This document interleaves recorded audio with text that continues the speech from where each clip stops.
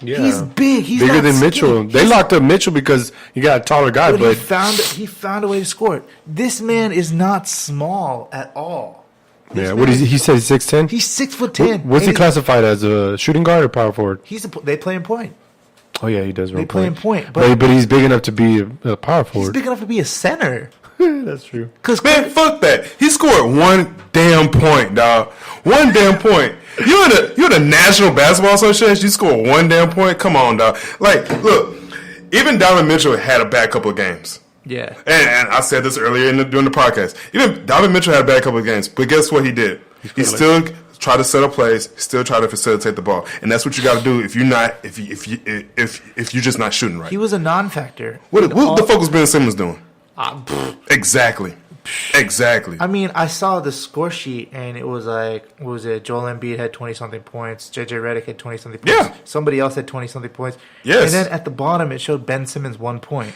And I was kind of confused. And he's one of the stars. I thought that was a typo. I thought it was a typo. I honestly God thought it was a typo. That's what I'm saying. I know I was watching that game. I was like, no, he had to score more points than one. It was confusing all around. I don't know what to think, but what I do know is that Terry Rozier, Bro, yes. Terry has stepped up. This man is. I'm a fan.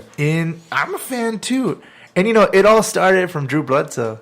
Not Drew Bledsoe, Eric Bledsoe. So we wore the jersey. Yeah, when he said, "I don't know who you are, I don't know who he is," I feel like that was the emergence of Terry Rozier. He was all like, "I'm gonna show y'all who I am." And he showed not just Drew Bledsoe, but he showed the world who he is. Everybody knows who Scary Terry is now. Everybody knows who he is. And it said Terry Rozier had 193 touches in the fourth quarter or overtime this postseason. In that span, he has 0 turnovers and an effective field goal percentage of 90%. Damn. 90%. So he's the definition of clutch. You're 90% in the fourth quarter or overtime, bro. 0 turnovers. Pay the man. Yeah, for sure. See, these are players that are just coming out like Capella. Yeah. Pay the man.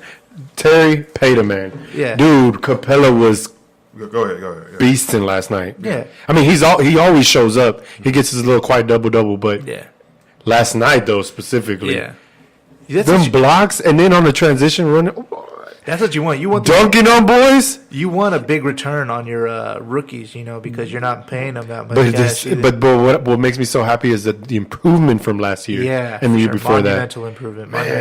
That's different. That's a most improved player. Yeah, for sure. I hope so. Scary Terry is averaging 19, 5, and 7 with a 60.6 TS percentage through 9 games so far as a starter. So that man, he's cemented his starting position. There's no question about it anymore. So we'll see. So that's it for the playoffs. Let's touch on some other NBA. Hold on. What is it? Before we move on, I think there's much props to the head coach of Boston. Brad Stevens. Yeah. Brad motherfucking Stevens. Yep. Brad, I put my foot down, Stevens. Brad, I'm the best coach in the world, Stevens. Well, I'm nobody in the world. Brad, young man Stevens, dog. Real talk. This man deserves a lot of credit. The Boston Celtics are damn well coached. They lost 2 of their superstars, and look where they are. 2 of their superstars, and it's still in the playoffs. They're far in the playoffs. You think they're going to be enough? Because what if they end up beating Philly? You think there'll be enough power to beat LeBron? Because if LeBron wins, that's if they beat Toronto. I was going to say, the Raptors. Yeah, maybe. You think they're enough? I think so too. Maybe. Yeah. Who are they going to put on LeBron? Marcus Smart. Fuck. He's a pest, man. He's a pest. I hate that guy. I know, he's annoying. But he's a damn good defender. He's a defender. Yeah, he's like one of those people like you'd hate if he's not on your team, but if and it's like Boston Celtics, that's one of the teams that you would actually root for. Yeah, for sure. Because one, they're the underdog. There's not really like stars on that team. Yeah, it's like a you know what I'm saying? But you know what? Yeah. Go ahead, finish. No, I was saying if they ever let's say because I think they have a good chance if they go to the finals. Yeah, it's gonna be hard. I'm going to root for the Rockets. Of course, they're not going to be able to beat our team. They're not going to have enough to beat us or the Warriors. No. I was just saying they have. When they go against the Rockets in the finals, if they go against the Rockets in the finals, I mean, you could understand why people would cheer for Boston Celtics, man. They're the underdog. but that's a well coached team. Like they are hungry. Yeah, they are hungry, and like that coach that's leading them, bro.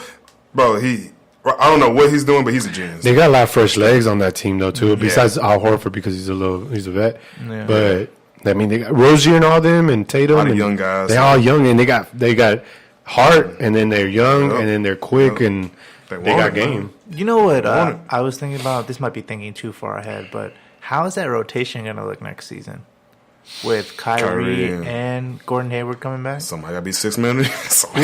Whose minutes are they going to cut? Because Terry Rozier isn't emerged. Gordon should start off coming off the bench to start off. Cause, they're paying him way too much. No, I know they're paying him, but I'm saying like in different games. Like, see, you got to always test the waters. Like, you mean like working him back? Because he's off the whole year. Yeah, especially at the start of the season. I thought you meant like make him a bench. No. Of course not. Yeah. But I don't know. This is the same thing they did with Ryan because he wasn't producing and he was a starter. So they were like, you know what, you're going to the bench. Because if they come back, you'd either have to put Tatum on the bench. I don't think they'll put Tatum on the bench. Then whose spot is Gordon Hayward going to take? Well, they're going to have to see how it works on the 5 because Ariza was good off the bench, but then to put him back to starter. Yeah, we'll see. I mean, he's always been a starter. They're going to be an exciting team for years to come. Bro, hell yeah. For years to come. I think the Boston Celtics legacy. They're going to win one. Yeah, they're going to probably win one. For sure. Do y'all have anything else for the playoffs? As far as basketball, no, that's it. I mean, David Fizdale. Oh, that's NBA news. Like you were saying, David Fizdale is now the head coach of the Knicks. 4-year contract, 4-year deal. Hey, he was a good coach. It just didn't work out in Memphis. Look what happened to Memphis right when he left. They got worse and worse and worse. Well, there's a lot of injuries too. I don't try that shit. You hear the injuries in Boston? You see that? Yeah, shit. So he finally got a coaching job with the Knicks. Congratulations. Now, there's another thing. I hope his career doesn't die. Yeah, I hope so too. Becky Hammon, assistant coach for the San Antonio Spurs, first female assistant coach in the NBA. Who's she trying to coach? She's being interviewed for a head coaching job with the Milwaukee Bucks. Bro, yes. That news is you think they're going to respect her? I don't want to sound feminist, but I'm talking about it like the broad spectrum of people, how they think. Bro, well, I mean, because I respect that if she's going to do it. You see during timeouts and stuff, the Spurs players are talking to her. But okay, no disrespect on Spurs players. Yeah. They're well, like that's a well mannered people. You know that you guys. Yeah, the well coached team. But it's hard other teams to be like, man, respecting the woman. Like, but I mean, if they get suspended, they get fined. The coach can do that. Coaches have, if players like mess up if they get dismissed or anything like that, they're J.R. Smith, Ty Lue did that. Ty Lue fined him and suspended him. The NBA didn't do that. Fined who? J.R. Smith when he threw that Super Bowl at the head assistant. Oh yeah. Ty Lue is the one who imposed that fine. So these coaches, like, if she sees any kind of disrespect, she fines them, and if they don't pay the fine, she dismisses them, and they're suspended. So they can't get released; they just get suspended. They're not allowed to practice. They're not allowed to play, and when they're not allowed to practice or play, they don't get paid because they get game checks. They get game checks per game. It's not guaranteed. They do get some guaranteed money from their contract. Right. But if you don't perform, you're not getting that game check for that day. Mm-hmm. Yeah. So because it's conduct detrimental to the team. Right. So that's a penalty. That's in the contract, fine print. If you're insubordinate, you don't get paid. So I feel like for the respect thing, I feel like she might have some little growing pains here and there a little bit. Mm-hmm. But at the end of the day, these players want to play. They want to get paid. And that's they're going to have to respect it. They have no choice. They have no choice. That's just how it's going to go. I'm excited. I'm excited for it. And then also, like, if I can remember who she was working under, Greg Popovich. Yeah. One of the greatest coaches of all time. Yeah. And Greg Popovich, like you just know by his attitude, he don't give a fuck who you are. Yeah, for sure. Man, woman, bear, dragon, whatever, bro. He'll talk to you any kind of way. Oh, yeah, for sure. You know what I'm saying? So, and I feel, I hopefully that's rubbed off of to Becky Hammon. Yeah.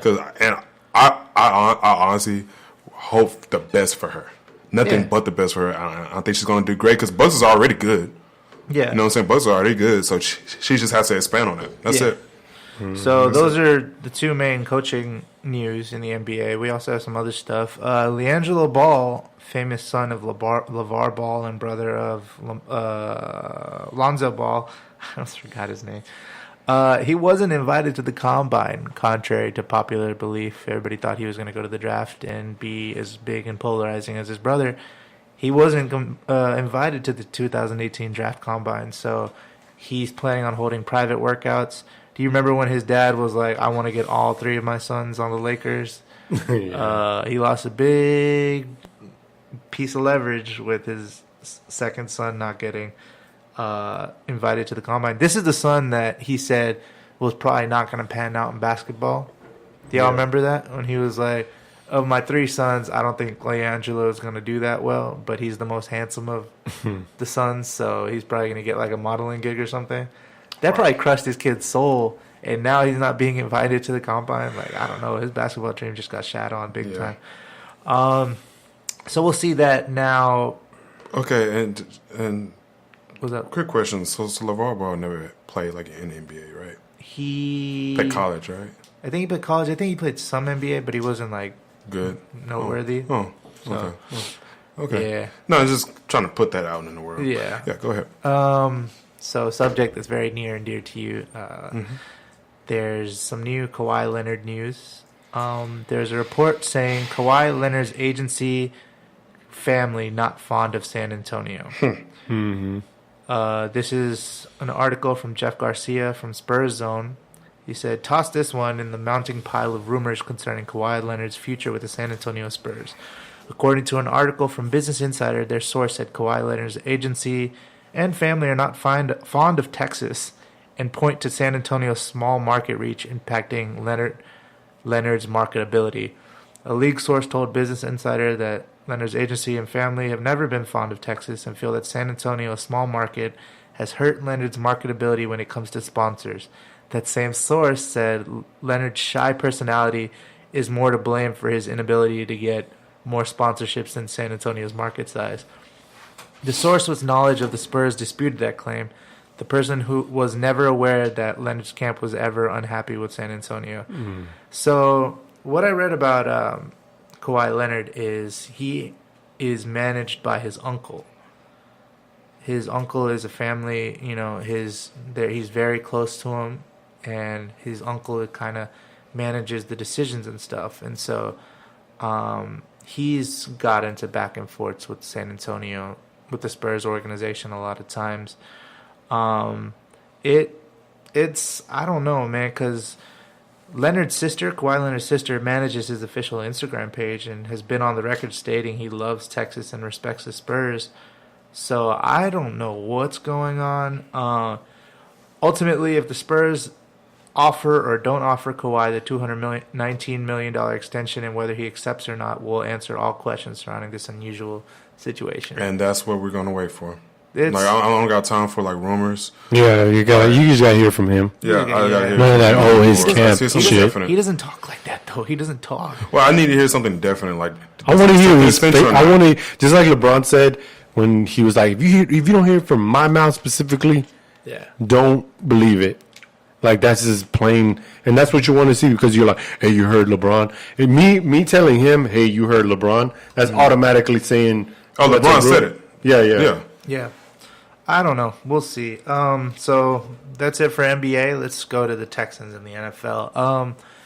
Some news going on in the Texans. We re-signed Alfred Blue. So a 1 year, right? Yeah, it was a 1 year deal. He's going to end up getting traded. You think so? Yeah. Because he was a good special teamer. Okay. He played good on special teams. He's a good blocking running back. A lot of our running backs can't block. Lamar Miller can't block. That guy from Texas can't block. They re-signed him to a 1 year contract. Yeah, he got a 1 year, $880,000. So he has 1 year to prove himself. $880,000 contract, $790,000 salary, $90,000 signing bonus. You talking about Dante Foreman? No, I'm talking about Alfred Blue. Alfred Blue. Oh, he's from Texas? No, he went to LSU. He's from Louisiana. Louisiana State? Yeah, he's a big dude, 6'2", 200-something pounds. But he was our best blocking running back. So I feel like that's what gives him value. I feel like that's why he wasn't cut. Yeah, but at the same time, that's still one season. Yeah, that's one true. Season. So if he doesn't perform, he's gonna get traded. Yeah, he's gonna be using something to get traded. Like when I saw it, I was like, oh, he's gonna end up getting traded. Yeah. Hey, he might get traded during the middle of the season. Honestly, we'll see. In other news, Treston DeCowd, he was one of our cornerbacks that we drafted last season.